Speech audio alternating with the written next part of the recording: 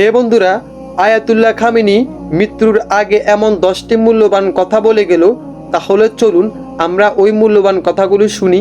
কি এমন মূল্যবান কথা বলে গেল আয়াতুল্লাহ খামেনি? আয়াতুল্লাহ খামেনি বলেন, আজ থেকে 25 বছরের মধ্যে ইসরায়েল নামের কোনো রাষ্ট্রের অস্তিত্ব থাকবে না এবং ডোনাল্ড ট্রাম্পের পতন এমনভাবে হবে যেমনভাবে পতন হলো ফেরাউন এবং নমরুদের, ইনশাল্লাহ।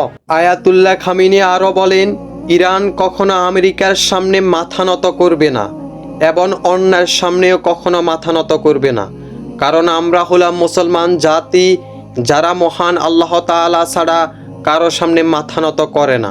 আয়াতুল্লাহ খামেনি বলেন, আমেরিকাকে আমরা বিশ্বাস করি না কারণ তারা বিশ্বাসের অযোগ্য, এমনকি তাদেরকে যারা বিশ্বাস করবে তারা ঠকে যাবে, কারণ তারা শান্তি চুক্তি করেও বাস্তবে কখনো শান্তি চায় না।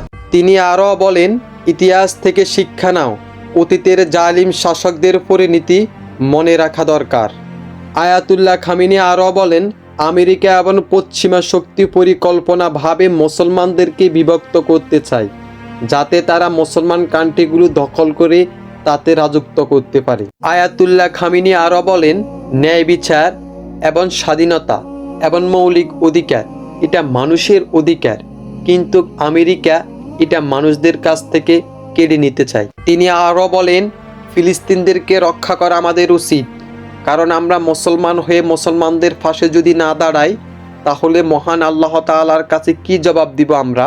আয়াতুল্লাহ খামেনি আরও বলেন, আমরা কখনো জাহিলদের কাছে মাথা নত করব না, কারণ আজ নয় কাল মুসলমানদের বিজয় হবে ইনশাল্লাহ। তিনি আরও বলেন, হে তরুণ সমাজ, তোমরা হলে ভবিষ্যতের আশা, তোমরা যেখানে অন্যায় দেখবে সেখানে তোমরা প্রতিবাদ করবে, কারণ অন্যের সামনে তোমরা কখনো মাথা নত করবে না।